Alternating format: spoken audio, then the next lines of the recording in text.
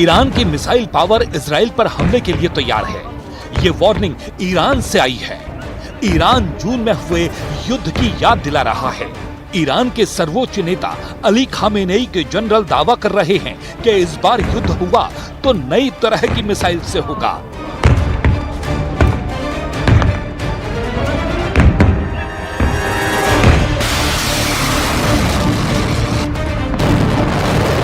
ऐसी मिसाइल जिसकी रेंज ज्यादा होगी ताकि वो दुश्मनों को लंबी दूरी तक तबाह कर पाए, जिसका पेलोड यानी वॉरहेड ज्यादा बड़ा और हाहाकार मचाने वाला होगा, जो स्टेल्थ होगी यानी उसको ट्रैक और इंटरसेप्ट करना यानी उसे मार गिराना भी मुश्किल होगा। ईरान के कमांडर दावा कर रहे हैं कि उसका नया मिसाइल जखीरा इतना खतरनाक होगा कि इजराइल को सरेंडर करने में 12 दिन का वक्त नहीं लगेगा। ईरान इस बार ऐसा जवाब देगा कि इजराइल 12 घंटे के अंदर सरेंडर कर देगा, यानी 12 दिन नहीं 12 घंटे वाली वार्निंग ईरान की तरफ से जारी की जा रही है।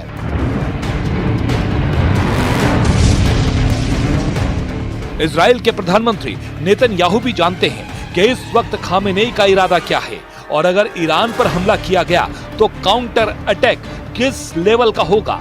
इसलिए इजराइल में ईरान के मिसाइल पावर को लेकर सायरन बजना शुरू हो गया है।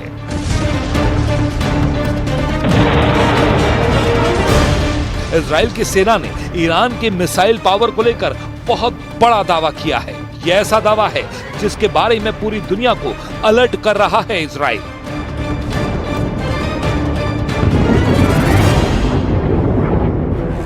इजरायली सेना के एक बड़े कमांडर ने इजरायली संसद को बताया है कि ईरान ने जून में हुए युद्ध के बाद अपनी बैलिस्टिक मिसाइल का प्रोडक्शन बढ़ाना शुरू कर दिया है। उसकी मिसाइल ज्यादा रेंज की भी हैं, बड़े वॉरहेड से भी लैस हैं और उनको रोकना पहले जैसा आसान नहीं होगा। इजरायली सेना ने कहा है कि इस बात को नेतन्याहू सरकार बहुत गंभीरता से ले।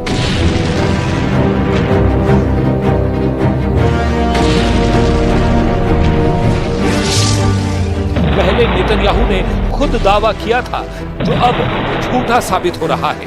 ईरान पर किए गए हमले के दौरान इजराइल ने उसकी मिसाइल अड्डों को तबाह करने का दावा कर दिया था, लेकिन अब इजराइल में ही कहा जा रहा है कि ईरान की मिसाइल पावर बरकरार ही नहीं बल्कि और आगे बढ़ रही है, जिसका सबसे बड़ा खतरा इजराइल को होगा। 13 जून 2025 को इजराइल की एयर स्ट्राइक की शुरुआत हुई थी और फिर 24 जून को युद्ध विराम हुआ था, लेकिन दोनों के बीच एक बार फिर तनाव बढ़ने लगा है और इसी को लेकर नेतन्याहू 29 दिसंबर को डोनाल्ड ट्रंप से मिलने वाले हैं। हालांकि मुलाकात की वजह गाजा को बताया जा रहा है। I can share with you that the Prime Minister will meet with President Trump on Monday, December 29th. They will discuss the future steps and phases and the international stabilization force of the ceasefire plan.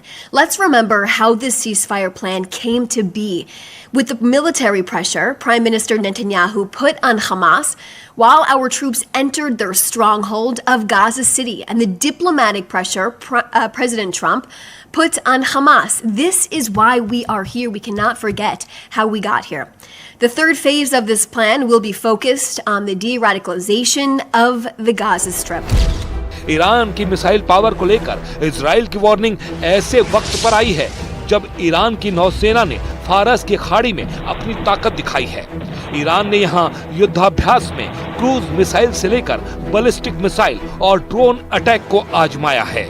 Iran के revolutionary guards ने फारस की खाड़ी में जब से ये युद्धाभ्यास किया है उसके दुश्मन चौकन्ने हो गए हैं। ईरान के पास एक मजबूत एंटी शिप वाली मिसाइल पावर भी है और यही इसे इस बेहद खास समुद्री इलाके में सबसे बड़ी मिलिट्री पावर बना देती है। अब ईरान की नौसेना के कमांडर बता रहे हैं कि समुद्री इलाके पर दबदबा कायम रखने के लिए उसकी नई मिसाइल तैयार है।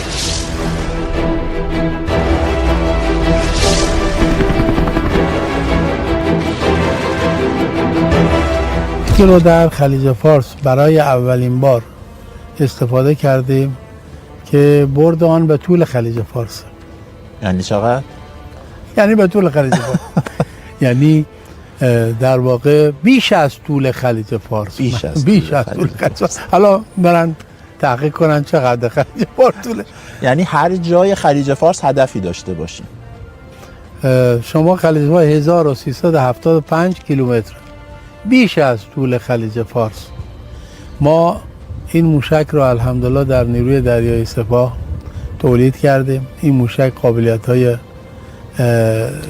منحصر به فردی داره، قادر هست بعد از شلیک فرمان پذیره، فرمان میگیره. ईरान ने जिन एंटी शिप मिसाइलों को आजमाया है उनमें खास है कादिर 110 और कादिर 380 और गदीर।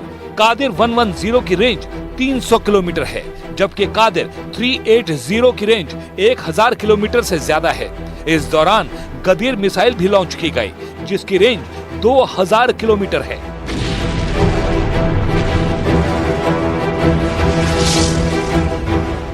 ईरान का मैसेज साफ है कि उसके समुद्री इलाके में दुश्मन कम से कम 2000 किलोमीटर दूर रहे, नहीं तो वो उसका जहाज डुबोने से हिचकेगा नहीं। चाहे वो स्टेट ऑफ हॉर्मूज हो, फारस की खाड़ी हो या फिर ओमान की खाड़ी, इस इलाके में ईरान अपना दबदबा बनाए रखना चाहता है।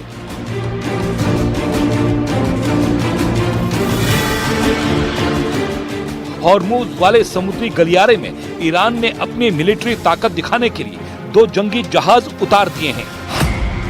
इनमें एक का नाम है कुर्दिस्तान, नाम कब्रिस्तान है और मकसद फारस की खाड़ी में अमेरिकी नौसेना के कब्र खोदना है। तेल के टैंकर को एक हेलीकॉप्टर बेस बनाकर समंदर में उतार दिया गया है। ये ईरान के स्पेशल ऑपरेशन के लिए ऐसा लॉन्च पैड है जिसकी रेंज में पूरी फारस की खाड़ी होगी। इस जहाज को गौर से देखिए, यहाँ हेलीकॉप्टर के लिए हेलीपैड भी है। आसपास दुश्मन के जहाजों पर अटैक के लिए इस पर एंटी शिप मिसाइल भी तैनात की गई है, जिससे दुश्मन जहाजों को टारगेट किया जा सकता है। इसमें एयर डिफेंस मिसाइल भी लगाई गई है ताकि दुश्मन के हवाई हमलों को नाकाम किया जा सके। कुल मिलाकर ये युद्ध लड़ने के लिए एक कंप्लीट पैकेज है। अब देखिए ईरान का संघंद डिस्ट्रॉयर, जो अब मरम्मत के बाद दोबारा नौसेना में शामिल किया गया है। यानी अपने समंदर में ईरान को काबू में करना आसान नहीं होगा, ये गारंटी खामनेई की नौसेना बार बार दे रही है। इस जहाज को फिर से कमीशन करने के लिए पहुंचे ईरान में army chief major general Amir Hatami. उन्होंने कहा कि फारस की खाड़ी में ईरान की मर्जी के बगैर कोई हरकत मुमकिन नहीं और खाड़ी से बाहरी देशों की सेनाओं को हटना पड़ेगा। इजराइल और अमेरिका से लगातार धमकियों के बीच पश्चिम एशिया में एक और युद्ध का खतरा लगातार बना हुआ है। ईरान पर कब किस वक्त अगला हमला होगा, ये बात सिर्फ और सिर्फ नेतन्याहू या फिर डोनाल्ड ट्रंप जानते हैं। 13 जून को ईरान पर हुए हमले को ट्रंप ने पहले सिर्फ इजराइल की हरकत बताया था, लेकिन बाद में उन्होंने कबूला कि ईरान पर लॉन्च किया गया अटैक मिशन इजराइल का एक्शन था, लेकिन इस एक्शन के इंचार्ज वो खुद थे। ऐसे में ट्रंप और नेतन्याहू दोनों पर भरोसा करना ईरान के लिए बहुत मुश्किल है। مردم ایران بدونن ما با دشمن هیچ تعارفی نداریم. بی تعارف اگر بخوان تعدی کنن به داشته های این ملت، به آن چیزی که شهدا به دست ما دادن، منافع کشور ما رو تعدی کنن، قطعا تو دهنی میخورن. इससे पहले ईरान अपनी मिलिट्री ताकत के 3 वीडियो रिलीज कर चुका है। ईरान अब तेहरान की सड़कों पर दिखा रहा है कि उसकी फौज किसी भी युद्ध को लड़ने को तैयार है और अगर इजराइल या फिर अमेरिका ने फिर जरूरत दिखाई तो ईरान की सेना कमर तोड़ जवाब देगी। यह है ईरान की बसीज फोर्स। इस फोर्स में फौजी नहीं, आम लोगों में से भर्ती की जाती है और इस वक्त बसीज फोर्स को एक्टिव करने का मतलब है कि ईरान एक बड़े युद्ध की तैयारी में लग चुका है। बसीज का वीडियो दिखाकर ईरान अपनी ताकत का इजहार कर रहा है। ईरान बता रहा है कि उसका हर हिस्सा इजराइल और अमेरिका के खिलाफ वॉर मोड में जा चुका है।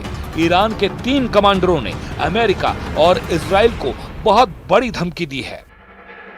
ईरान में ऑपरेशन रूम के नए commander major general Ali Abdullahi ने डराने वाला बयान दिया है।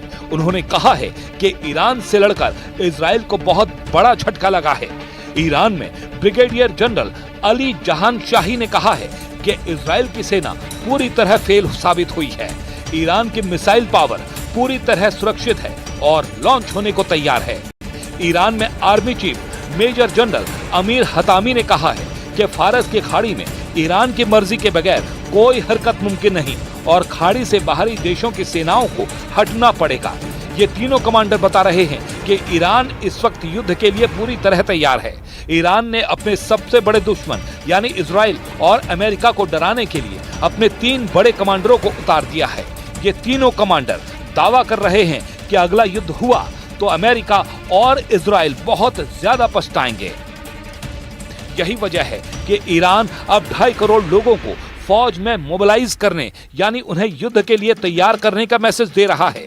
अगर इस बार ईरान और अमेरिका या फिर इजराइल के बीच जंग हुई तो समझ लीजिए कि गाजा और लेबनान के साथ यूक्रेन का युद्ध भी छोटा और मामूली नजर आएगा, क्योंकि अगर ईरान इस ताकत के साथ लड़ा तो फिर ईरान बचेगा या फिर उसके दुश्मन, क्योंकि पश्चिम एशिया में इजराइल और अमेरिका के अड्डों को बचाना फिर मुश्किल हो जाएगा।